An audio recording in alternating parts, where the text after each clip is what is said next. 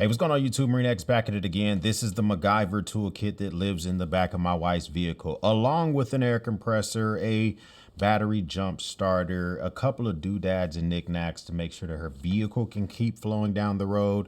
I also like to keep a toolkit in her vehicle that she now knows about. I first did a video on this 3 years ago. This bag is 4 years old and she knows it's there now, but now I can look for some upgrades. So I wanted to kind of say farewell to this specific utility bag and show you what I keep in here and just give you some ideas for a toolkit that you can keep in the back of your vehicle, your wife's vehicle, or whatever the case may be, for a couple of reasons. If you go to someone's house, this is where it commonly happens to me. We go to one of her girlfriend's house. One of them is a new homeowner. We got another one. They're not new homeowners, they rent, but it's a house full of females.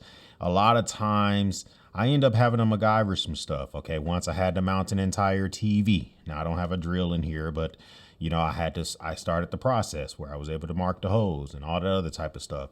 Tightening toilet seats. Most of the time women keep toilet seats down.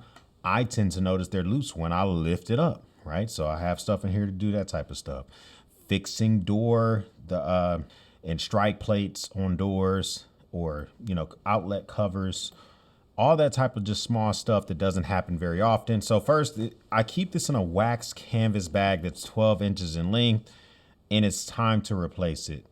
This served its purpose well. I've noticed the things that I have issues with is, first off, it only has one zipper. It's a YKK zipper, but it's only one zipper. I would like to have two, just to be able, because sometimes if the bag is facing away from me or if I'm near the workpiece, it kind of sucks to grab far away from the workpiece to open this up. Or if there's kids running around, I'm working in someone's living room, whatever, it sucks it's far away from me to be able to close the item. So those are the type of things I think about whenever I go through the system itself. But so comment down below, let me know if there's any utility bags or tool bags that are at least 18 inches in length, maybe 16 inches in length.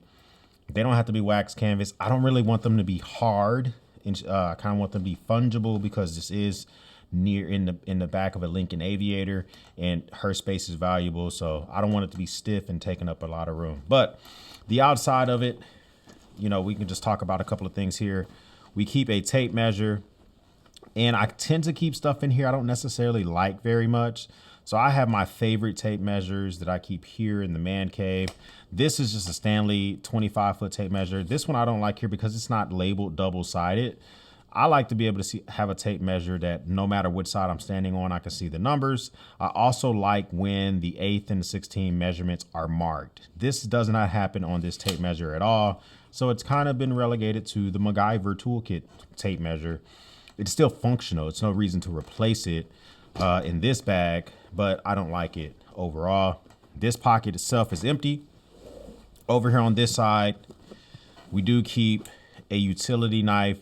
This is good for so when someone brings a brand new package from the store, Home Depot or something like that. They ask you to install a shower head. They ask you to install a faucet. You know, yeah, you can use your knife, but it's nice to be able to have a utility knife, use it. Or maybe your knife, you put it away, you're handing it to your wife, whatever. So utility knife kind of stays on there by Spec Ops. I'm going to try to link as much of this stuff up down below as possible. But this is really just an idea bag, maybe not necessarily for you to go out and try to duplicate it verbatim. In here is a bunch of zip ties. Zip ties tend to fix a little bit of everything. So keep some zip ties in there. You can get those. A pack of 1,000 probably cost you 44 cents because that's zip ties are cheap. Okay, I'm being a little egregious. They're not that cheap, but they're pretty affordable. All right. Now, before we dive into the bag, let's talk about one piece of this bag that makes it MacGyver in survival-esque is the fact that it has a lot of stuff in here that can get you through a sticky situation, just like today's video sponsor, which is Veer, and their C5 Tactical Field Solar Watch. You can get this in a 40 millimeter. This is what 40 millimeters looks like on a wrist. You can also get this in a 36 millimeters. This is a micro brand, which has become my favorite micro brand, making watches, assembling watches in the United States for the most part. This is one of them. USA assembled. It's solar powered. 6 hours of sunlight on this bad boy which gets you 6 months of reserve time. It is guaranteed waterproof. It has a sapphire crystal glass on the front of that bad boy. Look how good the actual dials and the face of the watch looks. It's a quartz movement. It comes with 2 straps. You get the tropical strap, which I'm a big fan of. And then there's an included strap. You can get khaki or whatever. You can also decide to upgrade a strap if you see fit. It's crazy because right now there is having their Cyber Monday sale that's going to end very, very soon. You can get 20% off the cost of this watch, which is a fantastic deal. Very, very rarely does these type of sales. So check that link out. If you're watching this in the future, use the link that's down below and use the code that's on the screen to get you at least 10% off this watch. May not be as good as a Cyber Monday deal, but it's still a good win nonetheless. And I recommend to get the 40 millimeter if you have a pronounced wrist, kind of like mine, right? This kind of just works for a nice field watch. But if you like the more classic look, get the 36 millimeter, a little bit smaller. It kind of reminds me of the watches of the 1900s. This is a great gift for yourself, a loved one, the watch collector that wants a watch that he can dress up, but he also can use in a work or survival type of situation because it is a field watch. This works well if I'm working out of this bag or if I am going to work and I'm wearing a suit and tie. Thank you to Vera for sponsoring today's video. Now let's jump back into this bad boy here to talk about specifically all the knickknacks that we keep inside of this. Now, I fashioned this bag to be MacGyver-esque because it just has a little bit of everything. It may not have the solution for every project, but I try to have as much as I can, okay? We keep a 19-in-1 screwdriver. I've had this one for years. I've since bought more. I don't know if this one specifically is available anymore, but in the rear of this screwdriver, there's a bunch of bits. So we got Robertson bits and some hex bits and some slotted screwdrivers. I like the length of them. I like the fact that they're double-sided, and you can have those at the ready.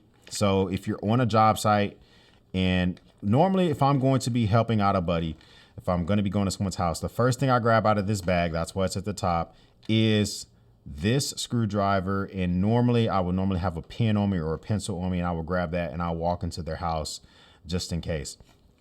Inside also, you can keep a bit inside of the screwdriver. This is double-sided where you can keep a bit in here as well. I like this because if you need it to break down more, you can. I tend to just leave this loaded just like that because it works for me. We do have an AC voltage detector. That's important because you may be at a buddy's house and they tell you that they've turned off the power for that room or for that socket, but you should not believe them. You should test the AC yourself to ensure that you're not getting anything through those wires or through that outlet before you begin to work on something on their behalf. They asked you to install a ceiling fan. Don't believe them. Test out the AC to make sure that you don't hurt yourself. You know, having a magnetic metal level, I like this one because the entire base of it is magnetic. So you can stick this to different surfaces. And if you're going to be trying to take measurements, you're trying to see if someone mounted something wrong or the wrong type of way. I like, it's a very, very small. It's not going to be good if you're trying to 8-foot piece of lumber or something like that, but something small, you're trying to make sure it's square. You're trying to make sure it's level rather. It's going to be good for that. So imagine yourself, you are helping someone mount a small monitor to a desk in their office and you want to make sure it's level or whatever. You can grab that and pull it out and use it.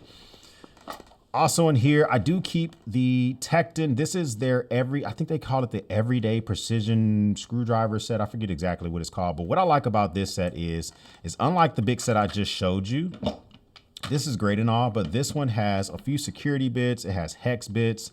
It doesn't have Robertson. That's going to be in the bigger set, but it's very small. It's going to be good for taking apart some electronics or toys, you know, putting together small things that are in hard to reach places that bigger screwdriver just can't do. Now, this is an upgrade that I did in the last year for this specific bag.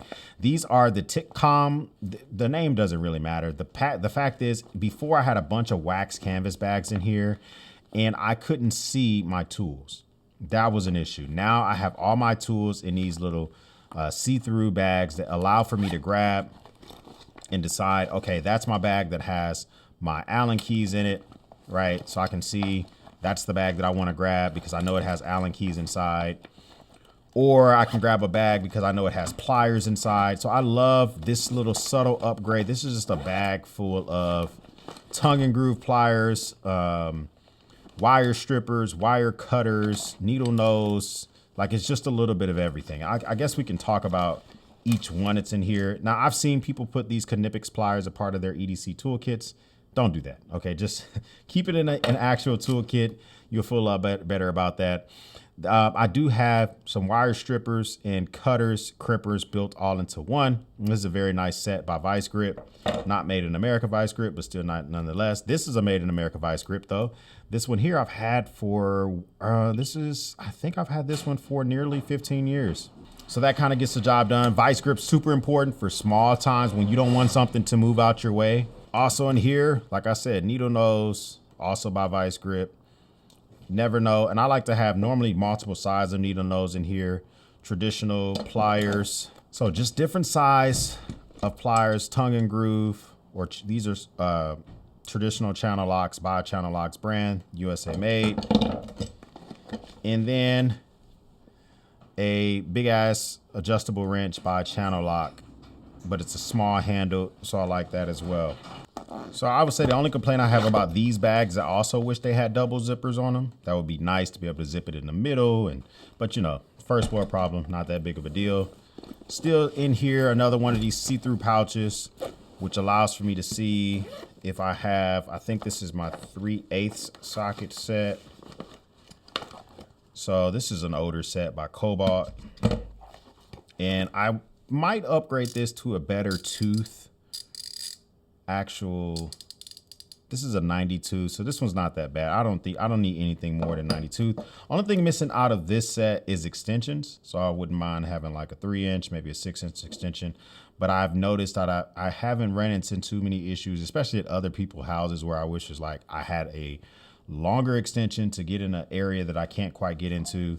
This is metric only. That's not an issue. It does have a little adapter on here, but it does have metric, and I think it skips 14. Actually, I don't think it skips anything. So I think this goes from 5 to 21 with no skips, if I am not mistaken. So that's not bad. This is an older set that I don't think that Lowe's sells anymore, but you can get plenty of different sets. Here, this is just a bunch of open wrenches, different sizes. The reason I keep so many of them and the reason that they're not in a set is because this bag is too small to keep it in a nice, beautiful set. But also I like to keep duplicates, especially of common sizes. So say for instance, I go to someone's house, I fix their toilet seat, it's a 7mm, it's a 10mm. There's more than one 7 or 10mm in this bag. So I can just say, hey, I fixed your toilet, keep this wrench. This will tighten it in the future for when that day comes that it loosens up. So just a big old bag full of them. If I catch them on a sale on Amazon, I just buy a couple at a time.